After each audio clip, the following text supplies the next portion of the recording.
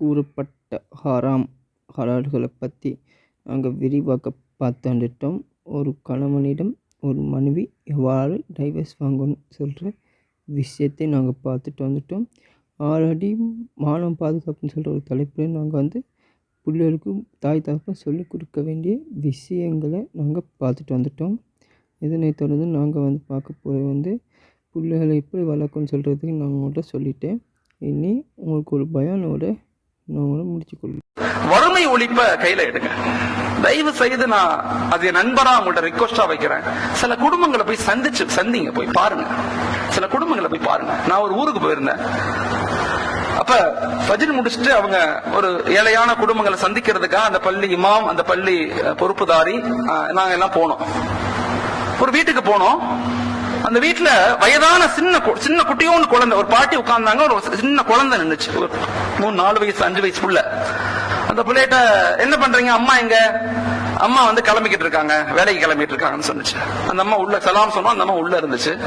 நாங்க பேசணும், நல்லா இருக்கீங்களா, எப்படி இருக்கீங்க, எத்தனை வருஷமா இருக்கீங்க? 8-9 வருஷமா இருக்கு. கணவன் இறந்து போயிட்டாரு. கணவன் இறந்து, என்ன செய்யறீங்க? நான் இந்த தையல் கடையில தைய வேலை செய்யறேன், தச்சு கொடுக்கற வேலை செய்யறேன் அப்படின்னு சொன்னாங்க. உங்க எத்தனை பிள்ளைங்க? எனக்கு 3 பெண் குழந்தைங்க. 3 பெண் குழந்தைங்க. என்ன பண்றீங்க? 2 பெண் குழந்தைங்க ஸ்கூலுக்கு போயிட்டாங்க, நான் கிளம்பிக்கிட்டு இருக்கேன். இந்த குழந்தைகிட்ட நாங்க யதார்த்தமா கேட்டோம், சாப்பிட்டியான்னு கேட்டோம். அந்த குழந்தைகிட்ட 5 வயசு பிள்ளைகிட்ட. அந்த குழந்தை சாப்பிடலன்னு சொன்னுச்சு. காலை சாப்பாடு சாப்பிடல. ஏன் சாப்பிடலன்னு கேட்டேன். அந்த குழந்தை சொல்லுது, அஜித்துங்க, எங்க அக்காவுக்கும் எங்க வீட்டுல யாருக்குமே காலை சாப்பாடு கிடையாது. அந்த குழந்தை சொன்ன வார்த்தையை நான் அப்படியே உங்கள்கிட்ட சொல்றேன். எங்க வீட்டுல காலை சாப்பாடு யாருக்குமே கிடையாது. எங்க அம்மா என்ன செய்வாங்கன்னா, எனக்கு மட்டும் நைட்டு ரஸ்க் வாங்கி வைப்பாங்க. தண்ணியில ஊற போட்டு ரஸ்க் வச்சிருக்காங்க.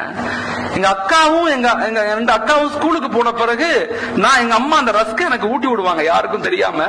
நான் சாப்பிட்டுட்டு அப்புறம் நான் ஸ்கூலுக்கு போவேன் சொல்லிட்டு அந்த புள்ள அழுதுட்டு, அந்த குழந்தை அழுகுது. எங்க அம்மா சாப்பிடவே மாட்டாங்க, எங்க அக்காவும் சாப்பிட மாட்டாங்க. அந்த குழந்தை அழுகுது, 5 வயசு புள்ள. இதை பார்த்த அந்த முத்தவள்ளி தேம்பி அழுத. அல்லாஹ் அக்கா சொல்றேன்,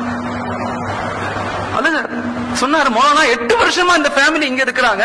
இந்த இருக்குது மஸ்ஜிது, இந்த இருக்கு என் வீடு. நான் ஒரு தடவை கூட இந்த ஃபேமிலியை நான் பார்த்தது இல்ல மௌலானா. சொன்ன வார்த்தை, பார்த்தது இல்ல மௌலானா. ஒரு நாளைக்கு நாங்க ஹோட்டலுக்கு போனா 2000 ரூபாய்க்கு சாப்பிடுறோம். 2000 ரூபாய்க்கு ஹோட்டலுக்கு போனோம், 2000 சாப்பிடுறோம். அந்த குடும்பத்துக்கு ஒரு நாளைக்கு 40 ரூபாய் காசு இல்லை. எப்படிப்பட்ட சமூகம் இருக்கு? இஸ்லாமிய சமூகத்தினுடைய பல வீழ்ச்சிகளுக்கு பல காரணங்கள் இருந்தாலும் ஏழையான மக்களுடைய சாபங்களும் ஒரு காரணம்ங்கிறத விளங்கிக்கணும். உண்மையிலேயே வருத்தப்பட்டு நான் சொல்றேன்.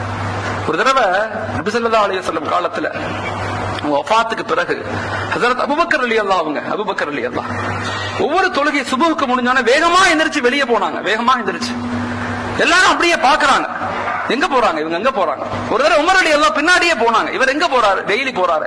பின்னாடியே போனா ஒரு குடிசை வீடு, அந்த வீட்டுக்குள்ள ஒரு வயதான பாட்டி உட்கார்ந்து இருக்காங்க, நடக்க முடியல.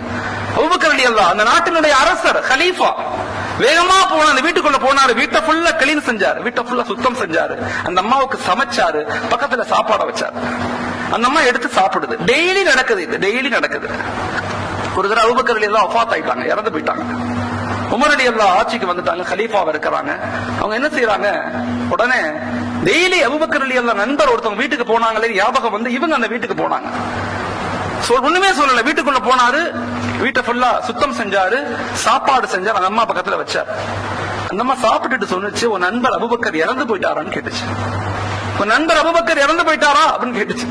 ஷாக் ஆயிட்டாங்க உமர் ரலியல்லாஹு. அந்த அம்மா கண்ணு தெரியாது, எப்படி தெரியும்னு இவர் கேட்டாங்க. அந்த அம்மா சொன்னுச்சு, உன் நண்பர் எனக்கு உணவு வைக்கும் போது நல்ல ஆத்தி சூடு இல்லாம வைப்பாரு.